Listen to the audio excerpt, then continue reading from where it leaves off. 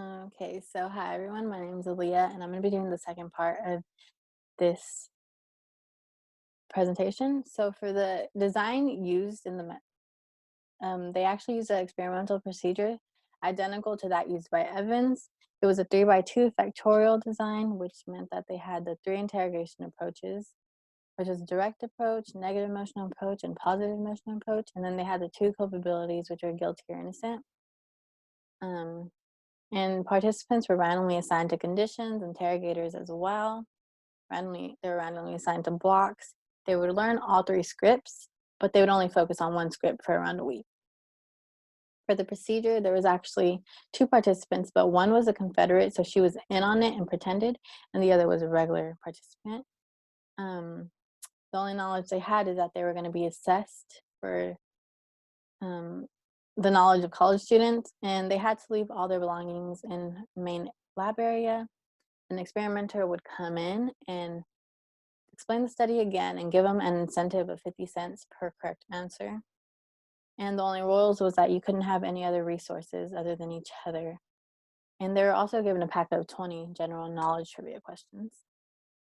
For the culpability manipulation, there's the innocent participants and guilty participants. For innocent, the Confederate would follow a script, and in the script, she would indicate that her roommate had already done it and it was easy.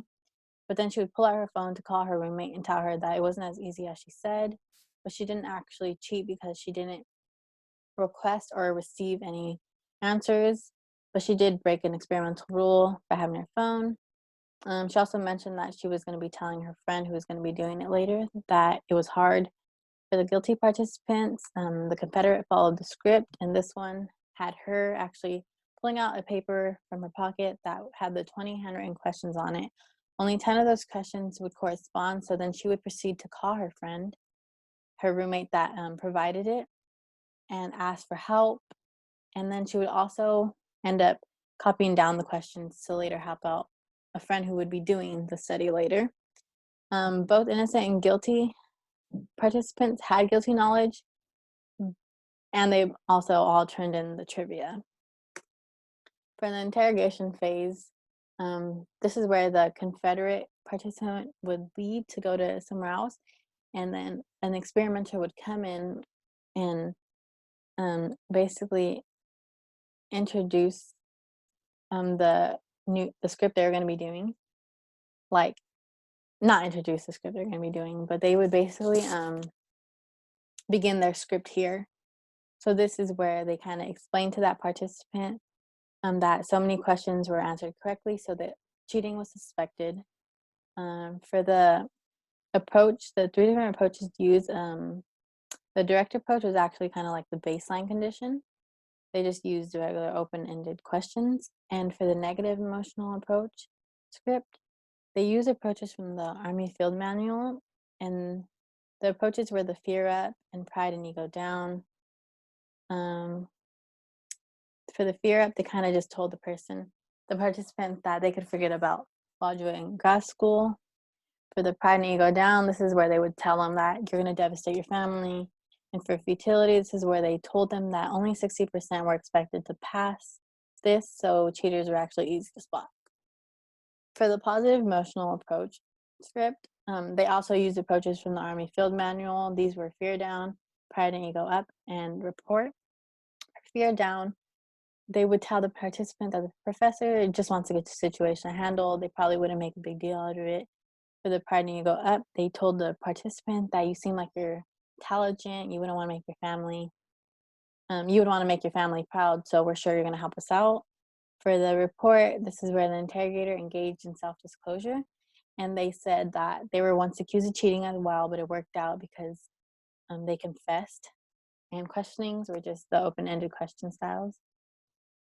For debriefing, the goal of this was to have the participants understand they weren't actually in any trouble, and they had them complete a 41-question debriefing questionnaire.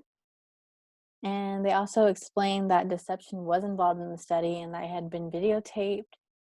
They also received $10, and they were asked to sign a new consent to permit researchers to use their data and video.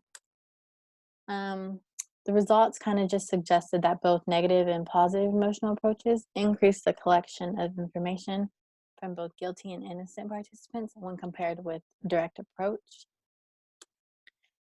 Table 1 kind of just showing that there was no significant difference between the negative and positive approaches.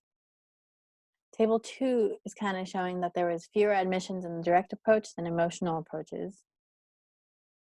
In conclusion, what this tells us about interviewing witnesses is that the positive and negative emotional approaches were more effective in eliciting details when compared with the direct approach.